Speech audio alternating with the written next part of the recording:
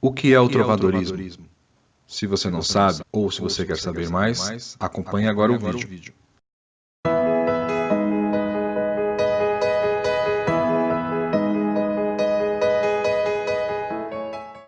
Para que possamos compreender a literatura brasileira, é muito importante conhecer a história da literatura portuguesa, que influenciou e ainda influencia nossa produção literária.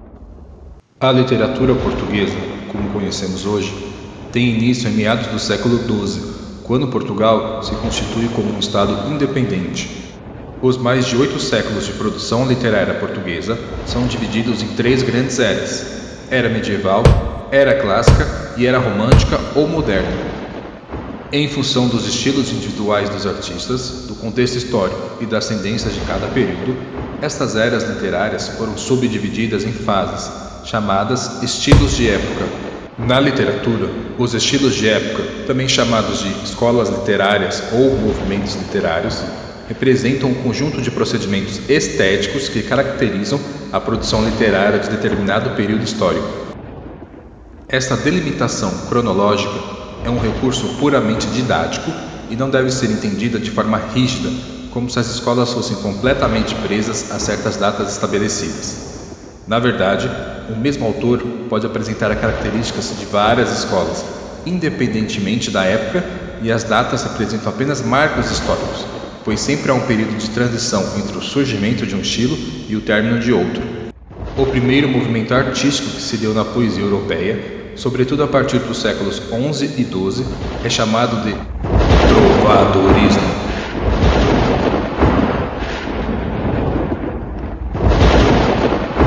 O termo trovadorismo faz referência à palavra trovador, que pode ser definido como o cantor e compositor das cantigas, composto por cantigas líricas e satíricas.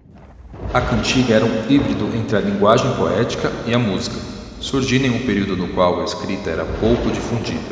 Por esse motivo, os poetas transmitiam suas composições oralmente, na maioria das vezes cantando.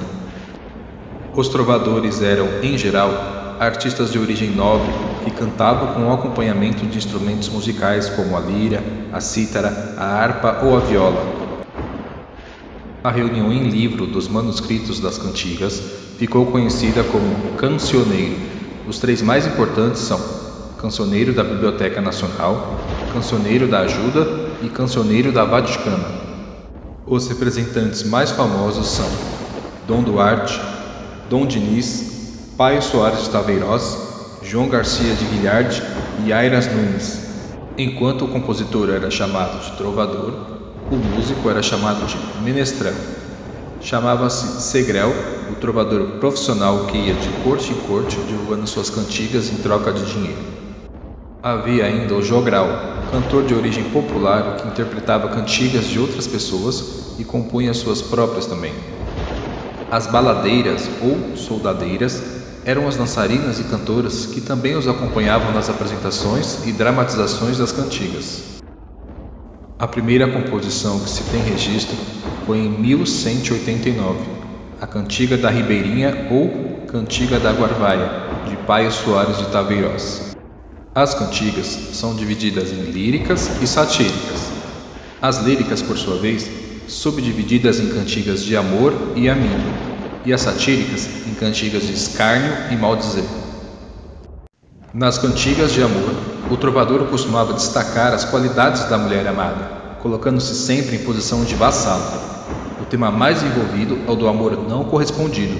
Na condição de vassalo, o trovador espera ser correspondido por sua amada, sua sucerana.